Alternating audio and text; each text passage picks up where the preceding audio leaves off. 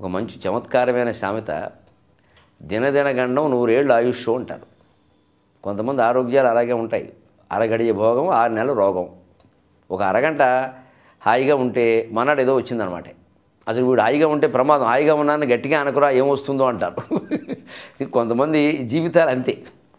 దానికి దినదిన గండం 100 ఏళ్ళు ఆయుష్. ప్రతిసారి పూర్వం ఇప్పుడు వైద్య సౌకర్యాలు కూడా లేని రోజుల్లో ఏవో చిన్నతనం నుంచి ఏవో జబ్బులు వస్తూ ఉండడం, ఒకటి తగ్గడం, మళ్ళీ కొన్నాళ్ళకి ఇంకోటి రావడం, ఒకటి తగ్గడం, మళ్ళీ ఇంకోటి రావడం, ఆ ఊరన్నం ఈ ఊరన్నం, కుంచిన పిల్లి మంత్రం అనడం, ఆ మంత్రాలన్నీ వేయించడం, మళ్ళీ రావడం, ఇలా జరిగితే వచ్చింది ఈ సామెత. కానీ దీని నుంచే మనం సరదాకి పుట్టించుకోవలసింది దినదిన గండం 100 ఏళ్ళు ఆయుష్, దినదిన బోండం 3 ఏళ్ళు ఆయుష్. అది కూడా దృష్టిలో పెట్టు. రోజు రోజుకి ఇలాగ అయిపోకూడదు. మనిషి డెవలప్ అవ్వాలి కానీ వెడలప్ అవ్వకూడదు. వెడలప్ అయితే ప్రమాదం. తినకుండా అన్నీ తింటే, ముఖ్యంగా పిజ్జాలు, బర్గర్లు, ఈ ఫాస్ట్ ఫుడ్ పేరు మీద ఫాస్ట్ అనే పేరు ఎందుకు పెట్టారంటే తొందరగా తయారు చేస్తారు బహుశా, కానీ నిలవ మాత్రం చాలా కాలం ఉంటాయి. అది లాస్ట్ ఫుడ్, అసలు అది అయిపోయింది దాని పని. అవి తింటే దినదిన బోండం 3 ఏళ్ళు ఆయుష్, 3 ఏళ్ళు మించి బతకడం మనిషి.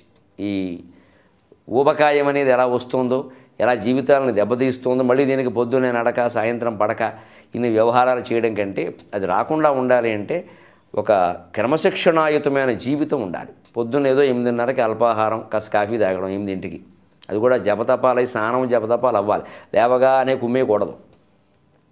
ఓ సమయం, మళ్ళీ ఒక 4 గంటలు మనం తిన్న పదార్థానికి మళ్ళీ ఇంకో పదార్థానికి 4 గంటల సమయం ఉండాలి. వైద్యులు మందులు ఇస్తే పొద్దున్న వేసుకోవడానికి మధ్యాహ్నానికి మధ్యలో 4 గంటలు ఉండాలంట. అప్పుడు కూడా ఏదైనా తిన్నాక వేసుకోమంటారు. ఎందుకంటే అది జీర్ణం కావాలంటే సమయం. ఇప్పుడు నువ్వు వరసప్పుడు 30 బిళ్ళలు ఒకసారి వేసుకుంటే విషం అవుతాయి.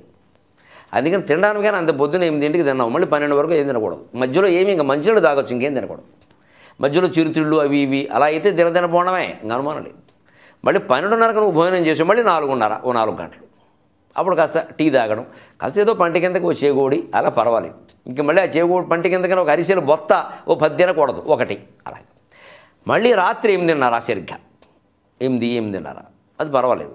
అది రాత్రి కొంచెం ఒక వయసు వరకు భోజనం, కాస్త 40 ఏళ్ళు దాటాక మానేసి ఏదో పలహారం చేయడం, కొన్నాళ్ళకి అది కూడా మానేసి ఫలాహారం చేయడం మంచిది.